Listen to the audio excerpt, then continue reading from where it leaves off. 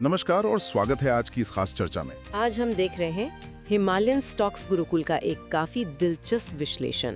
Focus है भारतीय share बाजार पर और खास तौर पर दो बड़े बैंकों पर, आईसीआईसीआई और एचडीएफसी बैंक। दोनों ने कमाल का प्रदर्शन किया है, रिकॉर्ड बनाए हैं। हाँ बिल्कुल, और ये विश्लेषण ये भी टटोलता है कि भाई क्या ये जो तेजी है ये निफ्टी को 26,000 तक ले जाएगी। सही, और साथ ही हम रिलायंस इंडस्ट्रीज की क्या स्थिति है वो भी देखेंगे, कुछ और स्टॉक्स पर भी नजर डालेंगे और हाँ, बाजार के जो दूसरा फैक्टर्स हैं उन पर भी बात करेंगे। तो चलिए शुरू करते हैं, हिमालयन स्टॉक्स गुरुकुल के इस विश्लेषण में गोता लगाते हैं। सबसे पहले जैसा हमने कहा, बैंक आईसीआईसीआई और एचडीएफसी बैंक दोनों में जबरदस्त मूव्स देखने को मिले। हाँ, आईसीआईसीआई का जो Q1 प्रॉफिट था वो करीब 16% बढ़ा है और हिमालयन स्टॉक्स गुरुकुल ने इसे असाधारण कहा है। बिल्कुल, और एचडीएफसी बैंक, उन्होंने तो 500% का डिविडेंड घोषित कर दिया। ये भी अपने आप में बड़ी बात है। बहुत बड़ी बात, और नतीजा ये हुआ कि दोनों के शेयर्स भागे। आईसीआईसीआई करीब 3% ऊपर गया और एचडीएफसी भी लगभग 2.18% चढ़ा। अच्छा, खरीदने के टाइमिंग पर भी गुरुकुल का एक इंटरेस्टिंग टेक है इसमें, आरएसआई को लेकर। हाँ, वो कह रहे थे कि ट्रेडिंग व्यू पर आरएसआई देखो, मतलब रिलेटिव स्ट्रेंथ इंडेक्स।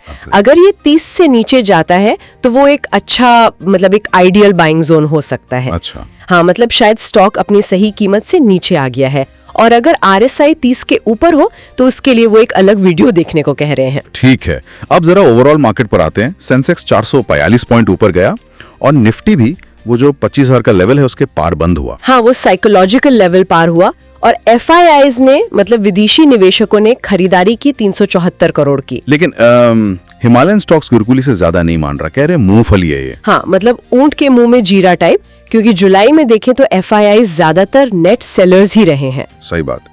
अब आते हैं एक और बड़े खिलाड़ी पर, रिलायंस इंडस्ट्रीज। इसमें करीब 3% की गिरावट आई। हाँ, और यहाँ हिमालयन स्टॉक्स गुरुकुल का विश्लेषण काफी दिलचस्प है। उन्होंने नतीजों में एक चालाकी पकड़ी है। अच्छा, क्या?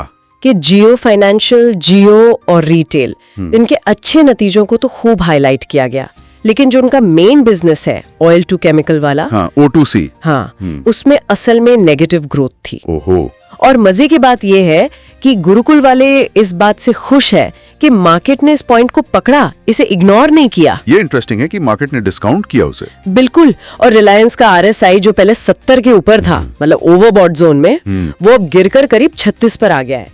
तो उनके हिसाब से ये बाइंग जोन के करीब आ रहा है। तो क्या ये खरीदने का मौका है? गुरुकुल तो यही मानता है। लगातार 9 दिन गिरने के बाद वो इसे एक शानदार मौका बता रहे हैं, बल्कि उन्होंने तो कहा है कि ये हर हाल में खरीदने वाला स्टॉक है। चलिए, रिलायंस के अलावा और भी स्टॉक्स हैं जिन पर बात हुई। एंथम बायोसाइंसेस, इसकी लिस्टिंग काफी अच्छी रही। हाँ, करीब 27-28% प्रीमियम पर लिस्ट हुआ।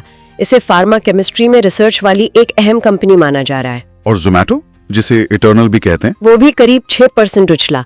रेवेन्यू में अच्छी बढ़ोतरी हुई है। अच्छा, और अल्ट्राटेक सीमेंट? अल्ट्राटेक ने भी प्रॉफिट से चौंकाया। गुरुकुल के विश्लेषण में लगता है कि कल इसमें और तेजी आ सकती है। ठीक है, मार्केट की ओवरऑल विड्थ कैसी रही? Small cap, mid cap? Small cap तो करीब फ्लैट रहा। विश्लेषण में उसे थोड़ी मजाकिया भाषा में ब्लड बाथ कहा गया, शायद इसलिए कि कोई खास बढ़त नहीं थी। लेकिन मिड कैप 100 पॉइंट बढ़ा। दूसरी तरफ बंधन बैंक, वो 6.5% गिरा। मुनाफे में गिरावट आई है, जिसे स्रोत खतरे का सिग्नल मान रहा है। ओह, और कुछ? हाँ, इरकॉन 2% ऊपर गया, आरवीएनएल से ऑर्डर मिला है उसे। और मास्टेक, वो करीब 7% उछला, क्योंकि उसके Q1 नतीजे काफी मजबूत थे। एक और चिंता की बात चल रही है, रुपया। हाँ बिल्कुल, रुपए पर दबाव बढ़ रहा है। डॉलर के मुकाबले 85.80 से बढ़कर 86.89 तक पहुंच गया। ये तो काफी बड़ी गिरावट है। हाँ, और हिमालयन स्टॉक्स गुरुकुल के हिसाब से ये आरबीआई के लिए वाकई एक बड़ी चिंता की बात है। तेल की कीमतें कैसी हैं, सोना? तेल तो अभी स्थिर है, लेकिन सोना लगातार चढ़ रहा है। देखना होगा कि रुपए का ये दबाव मार्केट सेंटिमेंट पर, खासकर एफआईआई फ्लोज पर कैसा असर डालता है। बिल्कुल। तो अब आते हैं निफ्टी के लेवल्स पर। आगे क्या लग रहा है? हिमालयन स्टॉक्स गुरुकुल क्या कहता है? उनके हिसाब से ऊपर की तरफ 25,250 एक इम्पोर्टेंट लेवल है और नीचे सपोर्ट है 24,900 पर। और अगर 25,250 पार होता है तो फिर अगला टारगेट 26,000 का हो सकता है, ऐसा उनका मानना है। और अगर नीचे गया 24,900 के? तो फिर 24,200 तक की गिरावट भी आ सकती है। तो मतलब ओवरऑल टोन क्या है, बुलिश या बेरिश? नहीं, ओवरऑल टोन तो काफी बुलिश ही लग रहा है उनके विश्लेषण से। 26,000 का लेवल उन्हें संभव दिख रहा है। ठीक है, तो इस पूरी चर्चा का, इस विश्लेषण का सार क्या निकला? बैंकों में दम है? हाँ, बैंकों में मजबूती है। रिलायंस का कोर बिजनेस थोड़ा कमजोर दिख रहा है और रुपया दबाव में है। बिल्कुल, और ये एक अहम सवाल भी खड़ा करता है ना, हाँ, कि एक तरफ हिमालयन स्टॉक्स गुरुकुल का नजरिया तो बुलिश है, लेकिन ये जो कॉन्ट्रास्ट है, बैंक अच्छा कर रहे हैं पर रिलायंस का मेन बिजनेस कमजोर है, रुपया गिर रहा है, ये मार्केट की असली ताकत के बारे में क्या कहता है? सही बात है। मतलब क्या सिर्फ बैंकों के दम पे मार्केट 26,000 पहुंच जाएगा, या ये जो मिक्स सिग्नल है ये ज्यादा मायने रखते हैं? कौन से फैक्टर्स आखिर में तय करेंगे कि मार्केट अपनी तेजी बनाए रख पाता है या नहीं? ये वाकई सोचने वाली बात है। बिल्कुल। तो हिमालयन स्टॉक्स गुरुकुल के इस विश्लेषण पर आधारित आज की हमारी यह गहरी बातचीत यहीं खत्म होती है। अगली चर्चा तक निवेश करते रहिए। Happy investing.